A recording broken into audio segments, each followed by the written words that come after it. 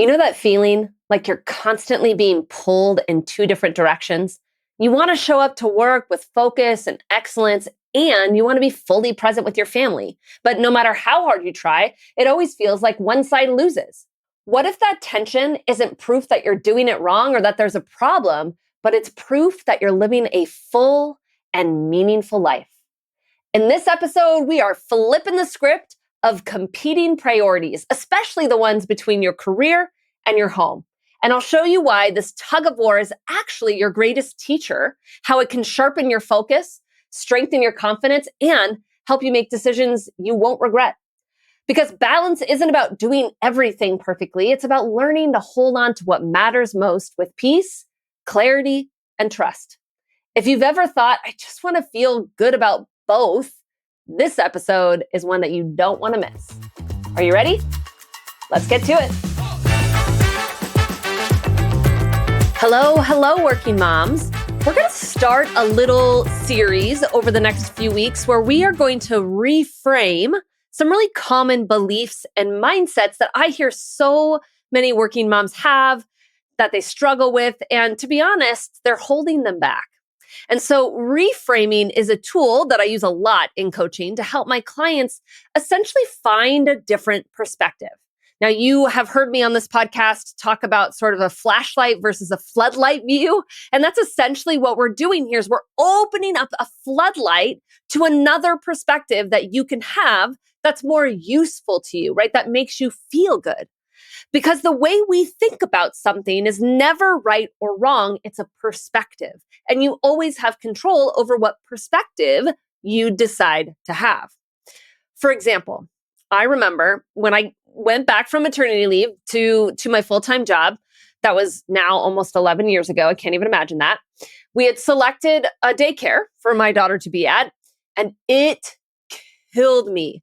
The guilt that I experienced was immense. I am paying somebody else to watch my kid. I remember I used to think about that a lot. I should be spending more time with her. I should be the one that's comforting her and supporting her and growing her, right? Something felt so wrong about this situation, right? That was my perspective, essentially, that I had for almost the first year that we had sent her off to daycare. And just to be clear, this daycare was like amazing. Okay. I feel like I literally hit the jackpot with this daycare, even though I was having all of these feelings and holding this sort of perspective of it. Until one day, my daughter mooed like a cow. I'll never forget it. And I remember I went to my husband. I was like, did you teach our daughter how to moo? And he was like, no, I didn't teach her how to do that. And I didn't teach her how to do that. And in an instant, literally, that was a terrible snap. Can't get it. In an instant, a reframe happened in my mind, right? I held a different perspective, which was maybe this daycare is actually really good for her because she's learning things that I didn't even know I could teach her. Maybe this daycare is actually the best thing for her because she has 2 child development specialists that are watching her and are expanding her brain and guiding her in ways that I'm not even sure I could do. And with that reframe and new perspective, everything changed. All of a sudden, the guilt was gone. The tension was gone because I believed my daughter was getting the best. So sometimes there's a triggering event like my daughter mooing, literally, and it brings about a different perspective or brings about a reframe. Or for my clients, it's simply a very intentional conversation that we have that sort of loosens up their perspective or their mindset that's no longer serving them. So today, the reframe that we're going to tackle is around competing priorities. It's this belief that your work and your life are sort of at odds with one another, right? It's the belief that in order to be really great at either one, you have to choose. We're reframing this idea that your work and your life feel at odds with one another and that it's even a problem. Because here's the thing, if you believe, like if your perspective or your view is that it's a problem, that your work and your home life are kind of competing for each other at times, or that your job takes away from you being able to be the mom that you want to be and spending time with your kids in the way that you want. If that's your perspective, then likely that's going to lead you to thinking that you have to pull back in your career. Like you can't handle this. You might have to go down to part-time. You'll have to change jobs, right? You'll have to do something to eradicate the tension between work and home because it's a problem. At the end of the day, if you were really forced to choose between your career and your kids, you would choose your kids every single time. At the end of the day, it's your family that matters most, right? I believe this is one of the reasons why so many women leave the workforce within 18 months after having the first kid, or they change jobs, or they go down to part-time, or they shift in some way to provide more flexibility for themselves and their family. Actually, statistics show that 1/3 of women make this change within 18 months. But it's not because it's what they want. It's because the tension between work and home feels like too much. It feels like they can't navigate both and they have to choose. Now, look, there is a subset of women out there that, after having kids, absolutely want to deprioritize work and prioritize their family. In other words, they want to be a stay-at-home mom. That's the motherhood experience that they want, or they want to work part-time. That's amazing. I love that for you if that's who you are. But studies also show that's only about 3% of women. The other percentage of women that decide to leave the workforce or pull back in their career or go part-time in some way, they do it because they feel like they have to. Work and family are just too much at odds with one another, right? That's why reframing this mindset is so important. Your work and your family are not at odds. At least you don't have to believe that. When I start this process of reframing a perspective and opening up a floodlight for my clients, I often start by asking them this question: how might that not be true?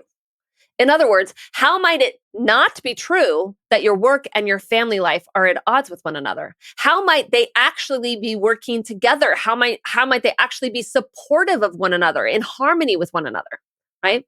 So I want to offer to you 4 reasons why your work and your family life are actually working together. 4 kind of perspectives that you can have that show that they're not at odds with one another, and you don't have to choose, okay?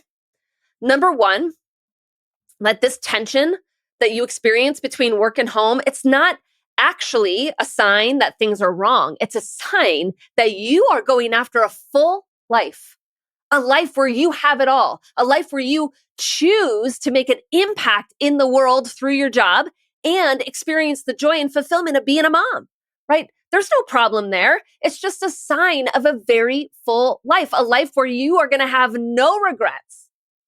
I remember a client of mine, Kim. When Kim and I started working together in coaching, she was really struggling with being present. Like at work, she was always thinking about her daughter, things going on with her daughter, how her daughter was feeling, her development. And then at home, she was always thinking about clients and upcoming deadlines and projects. She couldn't seem to get like her mind and her body sort of in the same place at the same time. But together, we were able to reframe. And so she stopped seeing her like lack of presence as a problem and instead decided that she was actually living exactly the life that she wanted to be living. Now, that didn't mean that she didn't want to optimize life, right? That she didn't want to make some things better and to like lessen that tension between work and home. But solutions on how to do that became infinitely easier for her when she didn't see work and home as against each other. So I remember she made some decisions to do a couple of things. She decided to have really clear ends to her workday. She started picking up her daughter a couple of times after school or after her daycare, whatever it was, because she wasn't always the primary one that did that, but she really relished in that time. And so she decided a couple of days a week, she was going to pick up her daughter and then she was going to log back on later to kind of make up for the time that she wasn't working. And that was what was important to her. Her confidence as a working mom grew. She really started to like live in this energy and this perspective of like, I'm living exactly the life I've always dreamed of. Like, isn't this amazing? And because of that, she was able to live this very full, ambitious working mom life. Reason number 2 that your work and your home life are not actually at odds with one another, and maybe they're even supportive of each other, is that it forces you to have focus. Right? When you have 2 good things going on in your life and you want both to succeed simultaneously, you have to be extra focused on what matters most, right? You cannot be wasting time with commitments on things that don't really matter to you or are not really aligned with your goals or are other people's problems, right? It forces you to go all into what matters most to you and to let go of the rest, right? It like brings along clarity. If your schedule and your commitments reflect your ultimate goals of being successful and impactful at work while also being a present and connected mom, that's when you know you're leaving no room for regret, right? Some people like to think having it all is not having to make any choices between anything. Others like to think having it all is like not having everything at the same time. I like to think having it all is going all in to the things that you decide you want to go all in for. And when you go all into some things, inevitably, what that means is you're not going to go all in to other things. So when you allow the tension between work and home to be supportive of each other, it's going to force you to get even narrower on the things that matter most to you and create natural focus if you let it. So let's get into the third reason. In the last point, we're talking about focus, right? That your work and your home life aren't at odds. It actually provides a ton of focus for you, making sure you're going all into the things that matter most. Well, it also forces confident decision making. I had a client, Shelly, just never felt like she was ever doing anything right, right? She was not giving her best to her family. She wasn't giving her all at work, just kind of feeling like she was failing at everything. And so when we stopped and reframed this idea that work and home were not actually at odds with one another, that she was living exactly the life that she wanted to be living, right? And that there wasn't a problem here, and that she didn't really have to give up either one, and that she could like work in harmony with these things together. What happened is she naturally started to problem solve with a lot of confidence on how to sort of ease up the tense moments throughout the day, right? Because if there's no longer a problem, that means that there must be some way that these things work together, right? There must be some way to make it so that like the gears don't feel like they're grinding all the time. And so the natural next question emerged for us in coaching, which was, since work and home are not actually at odds with one another and you don't have to choose, what would be required in order for you to make them feel more harmonious, more in sync with each other? You actually are able to go straight into problem solving mode when you don't see these things at odds with one another, right?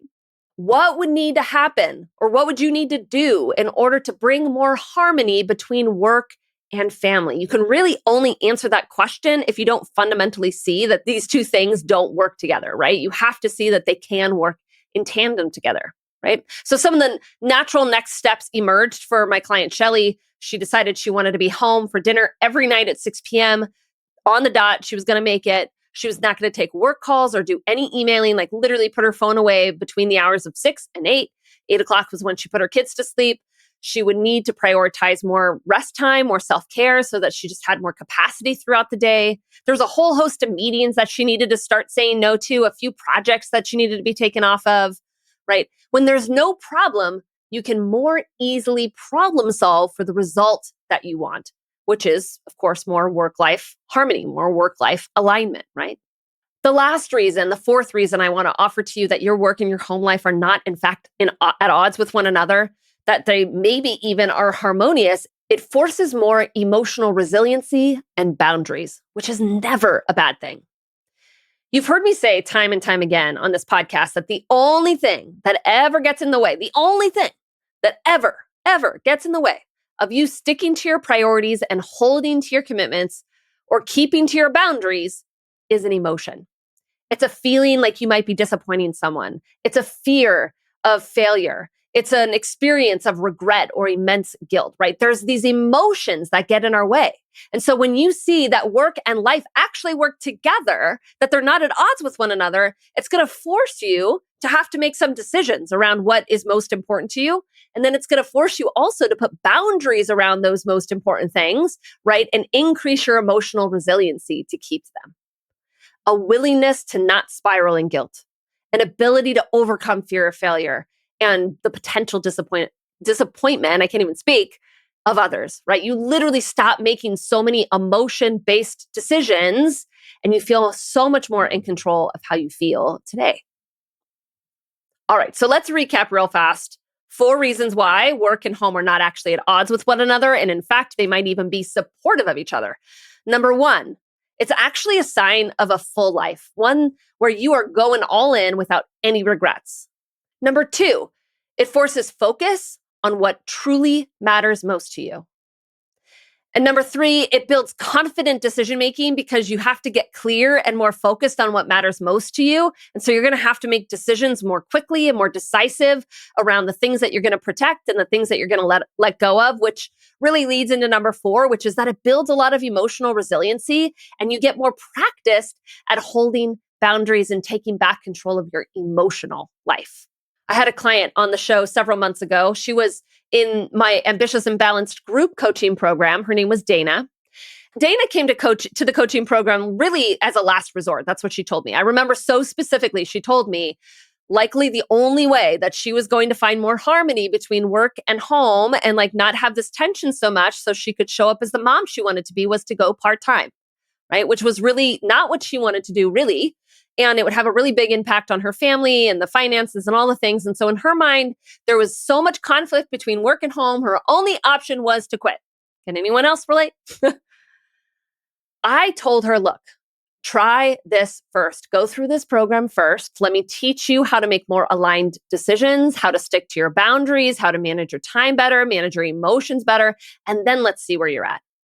And I remember just like 6 or 7 weeks into our coaching together in this group, she told me she was no longer considering quitting or pulling back because she absolutely could see a path forward where she could experience more balance, be more in control of her time and her priorities, and ultimately feel so much more joy in her life. And of course, at that point, she hadn't perfected anything 6 or 7 weeks into the program. She was still learning. She had a long way to go, but she saw this path forward that she had never seen before. And she knew it was possible for her. There are countless stories I could tell you of clients that when they dropped the struggle story and really reframed work-life balance, not being at odds with one another, but really being supportive of each other, everything shifted for them. Now, I'm not going to lie. Reframing a story like this takes time, right? It's not sort of a one-on-done coaching conversation or, conversation to have with yourself. If you've been believing a story that life and work are at odds and maybe you need to quit your job or take some time off to figure out balance, right?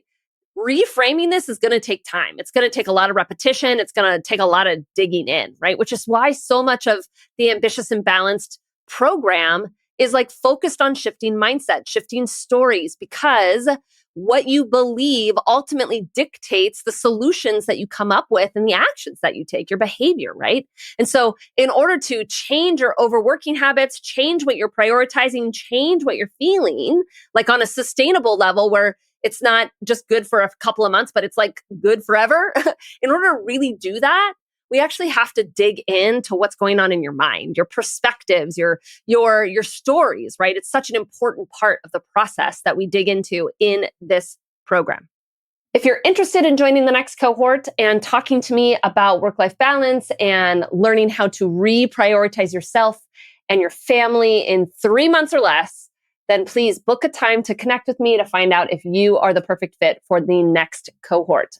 You can do that by going to my website and booking a time at RebeccaOlsonCoaching.com/book. There's also a link in the show notes to that. All right, working moms, reframe that your work and your home life are at odds with one another. They are not. And we're going to spend the next couple of weeks reframing some of these very key core beliefs that are likely holding you back from the working mom life that you want and you deserve. Till next week, let's get to it. If you want 2026 to be the year where you end all of the stress and exhaustion and finally take back control of your time and your energy, then this is your moment. The next Ambitious and Balanced cohort is kicking off in January 2026, and it runs through April.